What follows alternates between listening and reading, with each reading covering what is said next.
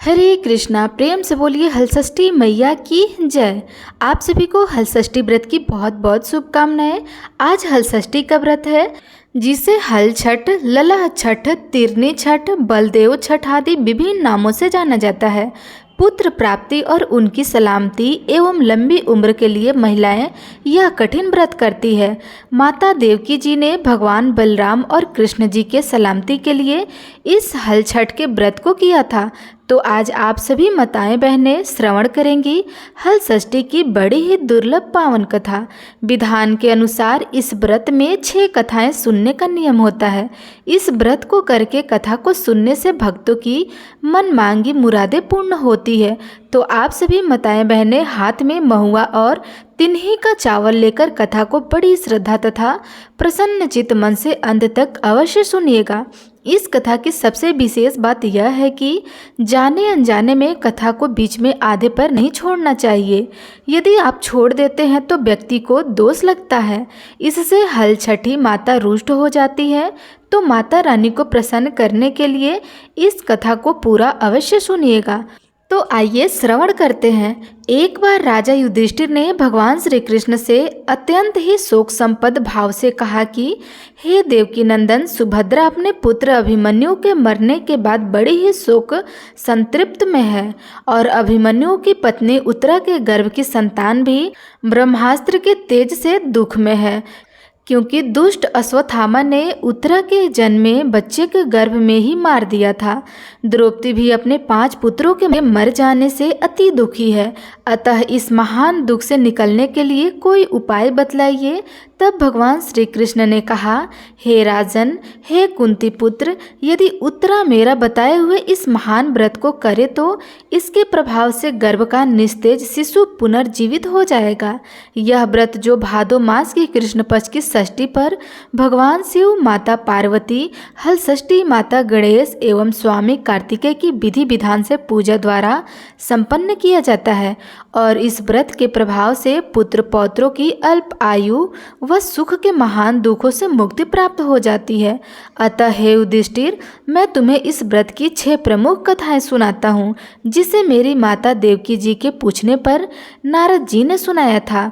हल षष्ठी की पहली कथा इस प्रकार से है। एक नगर में एक ग्वालन रहती थी। वह घर घर दूध दही बेचकर अपना घर चलाती थी। ग्वालन अपने पति के साथ सुखपूर्वक रहती थी। अपने पति के साथ सांसारिक सुख भोगते हुए गर्भवती होती है। इस प्रकार उसका प्रसव काल अत्यंत ही निकट था। एक ओर वह प्रसव के व्याकुल थी तो दूसरी ओर उसका मन गौरस दूध दही बेचने में लगा हुआ था। उसने सोचा कि यदि प्रसव हो जाएगा तो गौरस यूं ही पड़ा रह जाएगा। यह सोचकर उसने दूध दही के घड़े से सिर पर रखा और बेचने के लिए चल दी। किंतु कुछ दूर पहुंचने पर उसे असहनीय पीड़ा होने लगी। वह एक झरबेरी की ओर में चली गई और वहां एक सुंदर से बच्चे को जन्म दिया। उसने सोचा कि वह दूध बेचकर आएगी तो बच्चों को वापस ले जाएगी। यह सोचकर वह बच्चे को वहीं पे झरबेरी के नीचे छोड़कर पास के ही गांव में दूध बेचने चली गई। संयोग से उस दिन हल षष्ठी का व्रत था। उसने गाय भैंस से मिश्रित दूध को केवल भैंस का दूध बताकर उसने सीधे साधे गांव वालों को बेच दिया। उधर जिस झरबेरी के नीचे उसने बच्चों को छोड़ा था उसके समीप ही खेत में एक किसान हल चला रहा था। अचानक उसके बैल भड़क उठे और हल्का फल बच्चे के पेट में घुसने से वह वहीं मर गया। इस घटना से किसान बहुत दुखी हुआ, फिर भी उसने हिम्मत और धैर्य से काम लिया। उसने झरबेरी के कांटे से ही बच्चे के चीरे हुए पेट में टाँके लगाए और उसे वहीं छोड़कर चला गया। कुछ देर के बाद ग्वालिन दूध बेचकर वहां आई। बच्चे की ऐसी दशा देखकर उसे समझते देर नहीं लगी कि यह सब उसके ही पापों की सजा है। वह सोचने लगी कि यदि मैंने झूठ बोलकर गाय का दूध न बेचा होता और गांव की स्त्रियों का धर्म भ्रष्ट न किया होता तो मेरे बच्चे की यह दशा नहीं होती। अतः मुझे लौटकर सब बातें गांव वाले को बताकर प्रायश्चित करना ही पड़ेगा। ऐसा निश्चय करके वह उस गांव में पहुंची जहां उसने दूध दही बेचा था। वह गली गली घूमकर अपने करतूस और उसके फलस्वरूप मिले दंड को सबको बताने लगी। यह सुनकर सभी स्त्रियों को उस पर दया आ गई। तब स्त्रियों ने स्वधर्म रक्षाश और उस पर रहम खाकर उसे क्षमा कर दिया। और आशीर्वाद दिया। बहुत सी स्त्रियों द्वारा आशीर्वाद लेकर जब वह पुनः झरबेरी के नीचे पहुंची तो यह देखकर आश्चर्यचकित रह गई कि वहां उसका पुत्र जीवित अवस्था में पड़ा है। तब उसने स्वार्थ के लिए झूठ बोलने को ब्रह्म हत्या के समान समझा और कभी झूठ न बोलने का प्रण लिया। अब सुनिए हलषष्ठी माता की दूसरी कथा। बोलिए हलषष्ठी माता की जय। एक नगर में दो स्त्रियां रहती थी। दोनों एक ही परिवार की थी और रिश्ते में देवरानी जेठानी लगती थी। देवरानी का नाम विद्यावती था जो बड़ी ही नेक सदाचारणी तथा दयालु थी और जेठानी का नाम तारा था। वह स्वभाव से बड़ी ही दुष्ट थी। एक बार दोनों ने हलछठ का व्रत किया। विधिवत पूजा इत्यादि के बाद शाम को दोनों भोजन के लिए थालियां परोसकर ठंडी होने के लिए रखकर बाहर जा बैठी। उस दिन विद्यावती ने खीर तथा तारा ने महरी बनाई थी। अचानक दो कुत्ते उनके घर में घुसे और भोजन खाने लगे।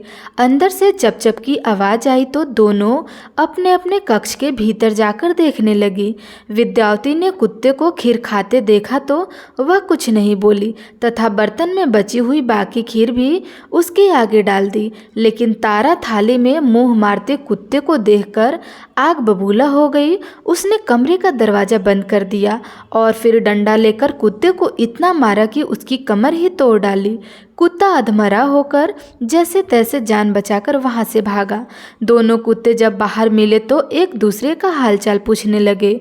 जो कुत्ता विद्यावती के यहाँ गया था बोला कि मैं जिसके कक्ष में गया था वह स्त्री तो बड़ी ही भली है। मुझे खीर खाते देखकर भी उसने कुछ नहीं कहा, बल्कि बर्तन में खीर खत्म हो जाने के बाद उसने उसमें और खीर डाल दी ताकि मैं भरपेट खा सकूं। उसने तो मेरी आत्मा ऐसी तृप्त की कि मैं उसे बार बार आशीर्वाद देता हूँ। मेरी तो ईश्वर से यही कामना है कि मरने के बाद मैं उसी का पुत्र बनूं और जीवन भर उसकी सेवा करके इस ऋण को चुकाता रहूं। जिस प्रकार उसने मेरी आत्मा को तृप्त किया है उसी प्रकार मैं उसकी आत्मा को तृप्त और प्रसन्न करना चाहता हूँ। अब तुम बताओ तुम्हारे साथ क्या बीती? लगता है तुम्हारी तो बहुत पिटाई हो गई। दूसरा कुत्ता बड़े ही दुख स्वर में बोला कि मित्र, तुम्हारा अनुमान ठीक ही है। भाई, आज से पहले मेरी ऐसी दुर्गति कभी नहीं हुई है। पहले तो थाली में मुंह मारते ही सारा जबड़ा हिल गया।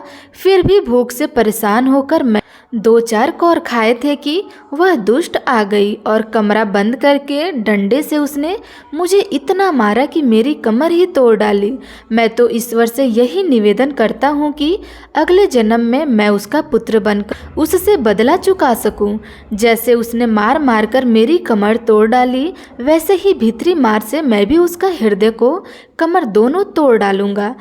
कहते हैं कि बेजुबान की बद्दुआएं बहुत बुरी होती है। इससे देवयोग्य ही कहा जाएगा कि दूसरा कुत्ता शीघ्र ही मर गया और मरकर उसने तारा के ही घर में पुत्र के रूप में जन्म लिया। पुत्र रत्न पाकर तारा बहुत ही प्रसन्न हुई।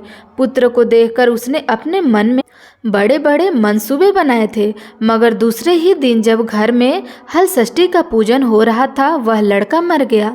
तारा की तो जैसे दुनिया ही उजड़ गई।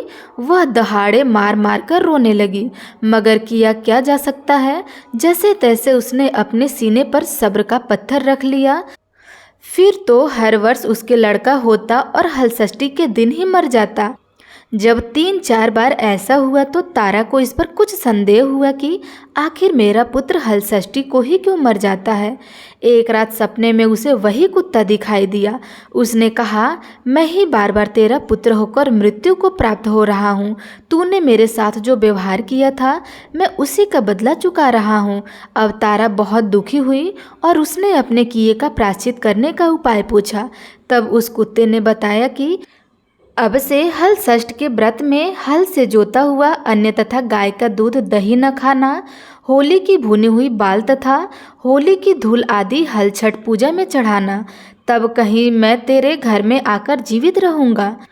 पूजा के समय यदि तारक गढ़ छिटके तो तू समझना कि अब मैं वहाँ जीवित रहूँगा। इधर विद्यावती और तारा ने मिलकर उसी प्रकार व्रत किया जिस प्रकार उस कुत्ते ने बताया था। इस प्रकार से दोनों देवरानी जेठानी को पुत्र रत्न की प्राप्ति हुई और हल षष्ठी के व्रत के प्रभाव से उसकी संतान जीने लगी तथा विद्यावती का पुत्र भी उसे अपार सुख देते हुए उसका जीवन सफल कर देता है। तभी से संतान कामना और सुख सौभाग्य के लिए यह व्रत किया जाता है। तो प्रेम से बोलिए हलषष्ठी मैया की जय। प्रिय भक्तजनों, अब आइए श्रवण करते हैं तीसरी कथा। उज्जैन नगरी में एक पुरुष की दो स्त्रियां रेवती तथा मानवती थी। भाग्य से मानवती के दो लड़के थे, परंतु रेवती की कोई संतान नहीं थी। सौत के दो लड़कों को देखकर वह हमेशा ईर्ष्या से जला करती थी। एक दिन ईर्ष्या के वशीभूत होकर वह मानवती से बोली कि हे बहन, तुम्हारे पिता बहुत ही बीमार हैं, उन्होंने तुम्हें देखने के लिए बुलाया है। अभी एक राहगर यह संदेश देकर गया है। यह सुनकर मानवती अपने दोनों पुत्र रेवती को सौंपकर पति की आज्ञा लेकर अपने पिता के घर चली गई। इधर रेवती ने सौत के दोनों लड़कों को मारकर गांव के बाहर जंगल में फेंक दिया। उधर मानवती पिता को सकुशल देखकर चकित हो गई और अनिष्ट की आशंका से वापस लौटने लगी। तब मानवती की माता बोली कि हे बेटी, आज हलषष्ठी माता का व्रत है, अतः आज मत जाओ। यह बात सुनकर मानवती ने हलषष्ठी का व्रत रखकर शाम को हलषष्ठी माता का पूजन किया और प्रार्थना की कि हे माता, मेरे बच्चों को संकट से बचाए रखना तथा दीर्घ आयु देना।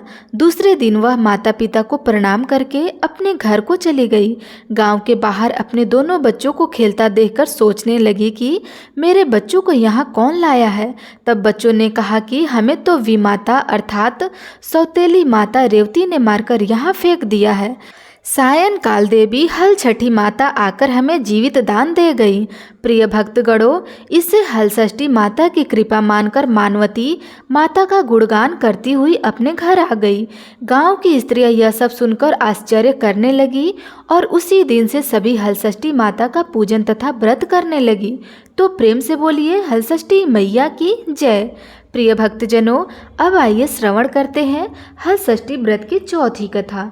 इस कथा को सुनाते हुए भगवान श्री कृष्ण युधिष्ठिर से कहते हैं कि पूर्व काल में सुभद्रा नाम का राजा था, जिनकी रानी का नाम सुवर्णा था। राजा रानी को एक हस्ती नाम का एक पुत्र था। एक बार राजपुत्र हस्ती धाय माता के साथ गंगा जी में स्नान करने गया। बाल स्वभाववश हस्ती जल में खेलने लगा। तभी एक ग्रह ने उसे खींचते हुए जल के अंदर ले गया। इसकी सूचना धाय ने जाकर रानी सुवर्णा से कह के सुनाया। इस पर रानी ने क्रोधवश धाय के पुत्र को धकते हुए आग में डलवा दी। पुत्र शोक से व्याकुल धाय माँ निर्जन वन को चली गई और वन में एक सुनसान मंदिर के पास रहने लगी। वन में सूखा तिनका, धान्य, महुआ आदि जो भी मिलता उसे खाती और मंदिर में विराजित शिव पार्वती श्री गणेश जी की पूजा कर दिन व्यतीत करने लगी। इधर नगर में एक अद्भुत घटना घटित हुआ कि धाय माँ का पुत्र आग की भट्टी से जीवित निकल गया और खेलने लगा। यह खबर पूरे नगर में फैलते हुए राजा रानी के पास पहुंचा तो उसने इस घटना के विषय में पुरोहित से पूछा। तब सौभाग्य से वहां दुर्वासा ऋषि पहुंचे। राजा रानी ने ऋषि का पूजन कर धाय के पुत्र के जीवित होने का कारण पूछा तो दुर्वासा ऋषि ने कहा, राजन, आपके डर से धाय जंगल में एकांत होकर व्रत की है। यह सब उसी का व्रत का प्रभाव है। अब राजा रानी सभी नगरवासी के साथ दुर्वासा जी की अगुवाई में उस जंगल में धाय के पास गए और उस धाय से उस व्रत के विषय में अधिक जानकारी पूछा। तब धाई ने कहा कि राजन, मैं पुत्र शोक में दुखी होकर यहाँ रहने लगी और यहाँ व्रत ग्रहण कर भगवान शिव, माता पार्वती, गणेश जी व स्वामी कार्तिक तथा हलषष्ठी माता का पूजन कर सूखा पत्ता, धान, महुआ आदि खाकर रहने लगी। तब रात को मेरे स्वप्न में शिव परिवार के दर्शन हुए और हमारा पुत्र जीवित हो गया। ये वरदान दिया। अब रानी ने व्रत की विधि विधान को पूछा था तो दुर्वासा जी ने हलषष्ठी व्रत की संपूर्ण विधि विधान बतलाया। राजा रानी ने हलषष्ठी व्रत की महिमा जानकर व्रत को किया। व्रत के प्रभाव से राजपुत्र हस्ती ग्रह के चंगुल से छूटकर खेलते हुए नगर में आया। उसने अपने पुत्र को पाकर राजा रानी सुखी हुए और धाय भी पुत्र के साथ प्रसन्न होकर निवास करने लगी। वही बालक हस्ती आगे चलकर परम प्रतापी हुआ और अपने नाम से हस्तिनापुर को बसाया। तो प्रेम से बोलिए उमापति शिवशंकर भगवान की जय, कार्तिकेय भगवान की जय, हलषष्ठी माता की जय। प्रिय भक्तगणों, अब सुनते हैं हलषष्ठी माता की 5वीं कथा। दक्षिण भारत में एक सुंदर नगर था। वहाँ एक बनिया अपनी पत्नी के साथ रहता था। दोनों पति पत्नी स्वभाव से बहुत ही अच्छे व संस्कारी थे। बनिया की पत्नी गर्भवती होती, संतान को जन्म देती, किंतु भाग्यवश उसके संतान कुछ ही समय के बाद मर जाते। इस प्रकार एक एक करके बनिया के पत्नी के 6 संतान मृत्यु को प्राप्त हो गए। इस कारण से दोनों पति पत्नी बहुत दुखी होकर मरने के उद्देश्य लेकर घर से वन की ओर चल दिए। वहाँ जंगल में एक साधु से उनकी भेंट हो गई तो उन्होंने साधु से अपनी व्यथा कह सुनाई। साधु ने ध्यान लगाकर देखा कि बनिया के संतान कहाँ है। तब साधु ने ध्यान में कुबेर, वरुण, इंद्र आदि लोक में ढूंढा, किंतु जब वहाँ बनिया के बच्चे नहीं दिखे तो साधु ब्रह्मलोक को गए। वहाँ साधु ने बनिया के सारे संतान को देखकर उन्हें अपने माता पिता के पास लौटने का आग्रह किया। बच्चों ने वापस लौटने से मना करते हुए कहा कि हे मुनिवर, इससे पूर्व हम कई बार जन्म ले चुके हैं। हम किस किस माता पिता को याद रख उनके पास जाएं। हम जन्म, मृत्यु और गर्भ के चक्कर से अब मुक्त हैं, अतः हम नहीं जाना चाहते। तब साधु ने बनिया को दीर्घजीवी संतान प्राप्ति का उनसे उपाय पूछा। उन महात्माओं ने कहा कि यदि बनिया और उनकी पत्नी माता हलषष्ठी माता का व्रत रखकर पूजन तथा कथा का श्रवण कर अपने पुत्र को व्रतोपरांत जल से भीगा कपड़ा लगाए तो उनका वह बालक दीर्घ जीवित होगा। और हाँ, हमारी एक शर्त है कि जब हम जन्म ले तो हमारी माता चारों तरफ घर में दिया जलाकर रखे।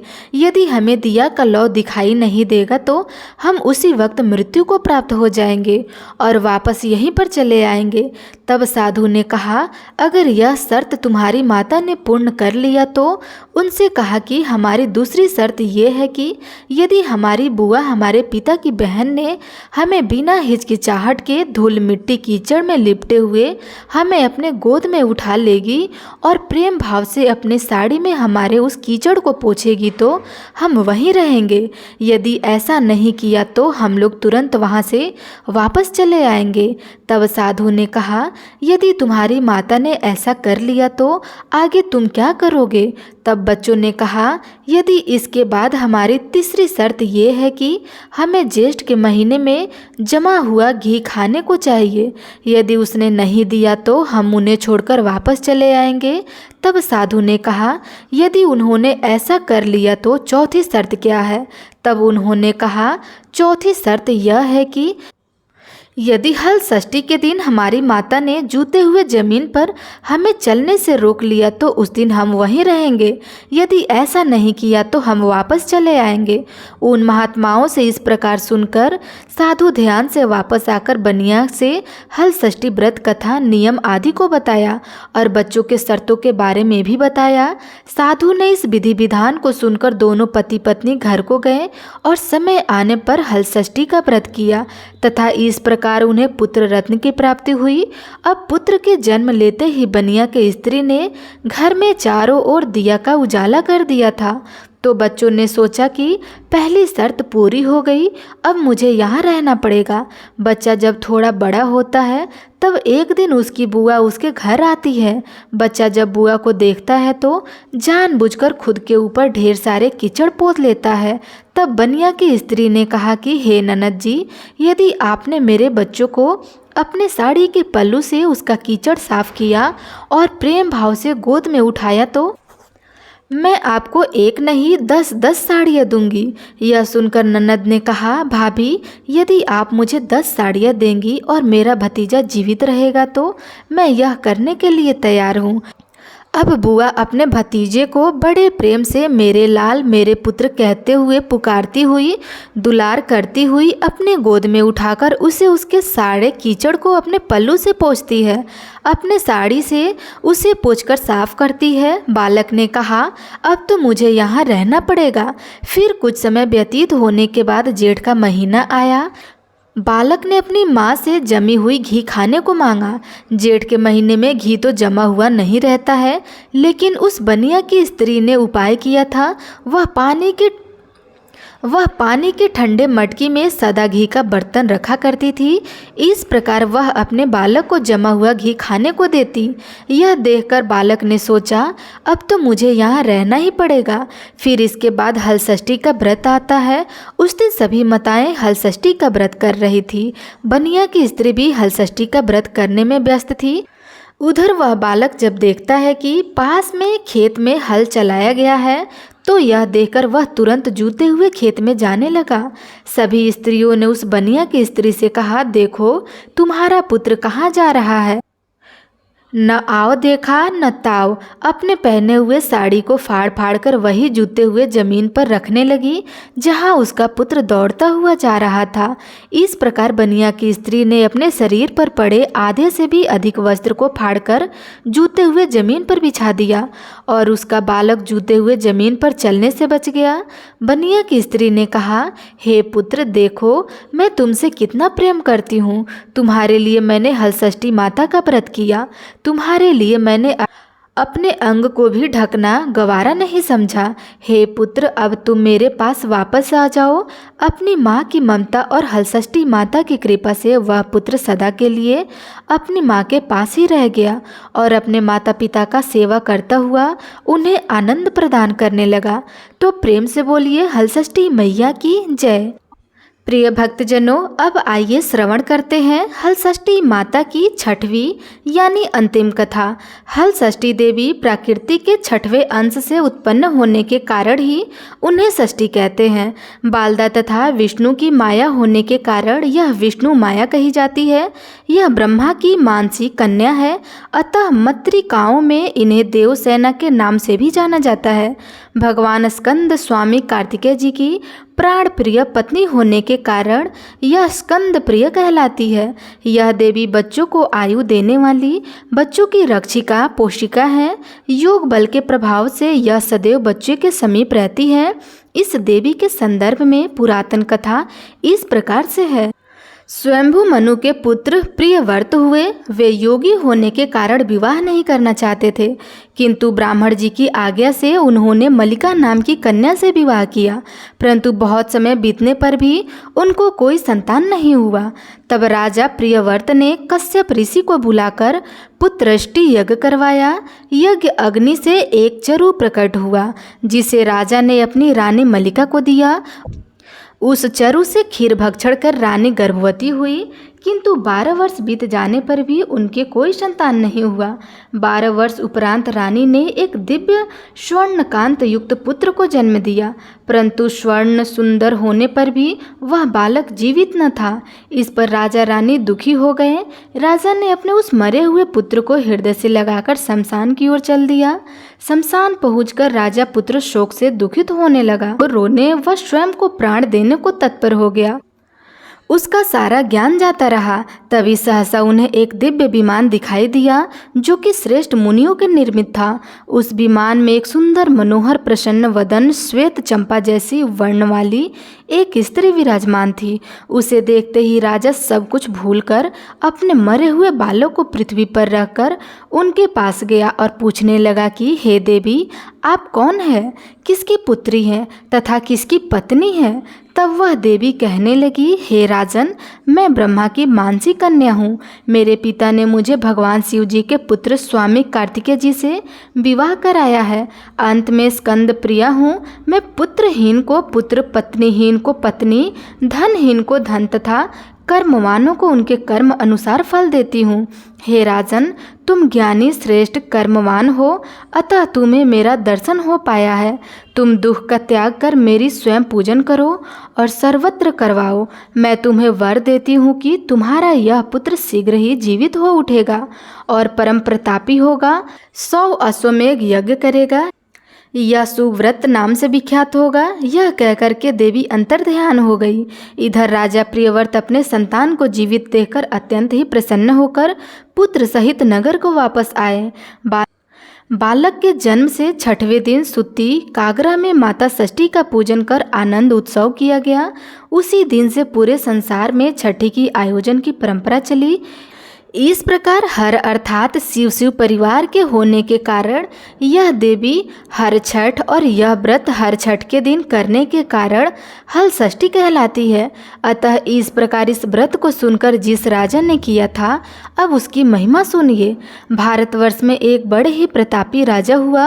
उन्होंने एक बहुत बड़ा तालाब खुदवाया, घाट बनवाए, परंतु उसमें पानी ही नहीं आया। उससे राजा अत्यंत ही चिंतित हो गए। उन्होंने सोचा अब क्या किया जाए। गांव के पुरोहित को बुलाकर उपाय पूछा कि किस प्रकार तालाब में पानी भरे। पंडितों ने विचार करके कहा, हे राजन, उपाय तो बड़ा कठिन है जिससे आपका तालाब भर सकता है। राजा ने कहा, बताइए। तब पंडित ने कहा, राजन, आप अपने बड़े पुत्र के लड़के की बलि दे दो, इससे आपके तालाब में जल भर जाएगा। यह सुनकर राजा चिंतित हो गए। अपनी इकलौते संतान को बलि के लिए देंगी। राजा विचार करने लगे, सोच में पड़े हुए थे। यह देखकर पंडित ने कहा, राजन, बात तो बड़ी कठिन है, पर उपाय तो निकालना ही पड़ेगा। हे राजन, यदि तुम अपनी बहू को यह कहकर उसके मायके भेज दो कि तुम्हारी माँ की तबीयत बहुत खराब है। यह सुनकर दुखी बहू रोती हुई अपनी माँ को देखने के लिए दौड़ पड़ी। वह मायके पहुंची। उसकी माँ ने उसे इस तरह व्याकुल देखा तो वह आश्चर्यचकित रह गई और कहने लगी, अरे पुत्री, तुम भागी भागी यहाँ क्यों आई हो? आज हल षष्ठी का दिन है। हे मेरी लाडली पुत्री, तू जा और आज ही हल छठ माता का व्रत कर। उसकी पुत्री ने कहा, अब माँ, हमको तो कहा गया था कि तुम बहुत बीमार हो, इसलिए मैं तुझको देखने आई हूँ। उसकी माँ ने कहा, पुत्री, मुझे तो बड़ा ही अनहोनी का विचार आता है। मुझे लगता है तेरे पुत्र पर कोई अनहोनी होने वाली है, इसलिए मेरी मान, आज तू हल छठ माता का व्रत कर, इससे तेरा बालक सुरक्षित रहेगा। इधर बहू के चले जाने पर एक बार फिर राजा ने विचार किया कि मेरा धर्म धन भले ही व्यर्थ हो जाए, पर मैं अपने पुत्र का बलि नहीं दूंगा। यह बात लोगों से होता हुआ राजा के पौत्र तक पहुंचा तो वह सोचने लगा कि यदि मेरे बलि से तालाब में पानी आ जाए तो लोगों का भला होगा। यह सोचकर राजकुमार अपना बलि देने तालाब में बैठ गया। अब वह तालाब पानी से लबालब भर गया। जल के जीव जंतुओं से तालाब परिपूर्ण हो गया। एकलौते पुत्र के बलि हो जाने से राजा दुखी होकर वन को चले गए। वहां 5 स्त्रियां व्रत कर रही थी, जिसे देखकर राजा ने पूछा, ये कौन सा व्रत है और क्यों कर रही हो? पूछने पर स्त्रियों ने हल षष्ठी व्रत की संपूर्ण विधि विधान बतलाई। उसे सुनकर राजा वापस नगर को आया और उसने अपनी बहू से यह सारा वृतांत कहा। तब बहू ने कहा, पिताजी, जरा आंखें खोलकर पास में देखिए, आपका पौत्र जीवित है। मैंने हल षष्ठी का व्रत किया था, इसके प्रभाव से आपका पौत्र और मेरा पुत्र तालाब से जीवित बाहर निकल गया है। यह सुनकर राजा बड़ा ही प्रसन्न हुआ और हल षष्ठी माता की जय जयकारा करने लगा। इस प्रकार अगले साल राजा परिवार के साथ हल षष्ठी माता का व्रत पूर्ण विधि विधान से किया और पूरे नगर में हर्षोल्लासों के साथ इस व्रत को मनाया जाने लगा। इस प्रकार से भगवान श्री कृष्ण ने युधिष्ठिर से हल षष्ठी व्रत की महिमा का ज्ञान देते हुए कहा कि हल षष्ठी व्रत कथा पहले नारद जी से सुनकर मेरी माता देवकी ने इस व्रत को सबसे पहले किया। इसके प्रभाव से उनके आने वाले संतान की रक्षा हुई। इस प्रकार भगवान श्री कृष्ण से सुनकर युधिष्ठिर ने इस व्रत को अपनी बहू उत्तरा के द्वारा करवाया। व्रत के प्रभाव से उत्तरा का अश्वत्थामा द्वारा नष्ट हुआ गर्भ पुनः जीवित हो गया तथा प्रसव पश्चाताप बालक का जन्म हुआ, जो कालांतर में राजा परीक्षित नाम से प्रसिद्ध हुआ। राजा परीक्षित नाम से परिशुद्ध हुआ। तो प्रेम से बोलिए हलषष्ठी माता की जय। आपकी महिमा बड़ी ही अपरंपार है। हे माता, जो भी महिलाएं, जो भी माताएं बहनें इस व्रत को कर रही हैं, कथा को सुन रही हैं या सुना रही हैं, उन सबका कल्याण करना, उन सभी की मनोकामनाएं पूर्ण करना, सबके पुत्र की रक्षा करना और उन्हें लंबी उम्र का वरदान भी देना। तो प्रेम से बोलिए हलषष्ठी माता की जय, माता पार्वती की जय, भोलेनाथ की जय।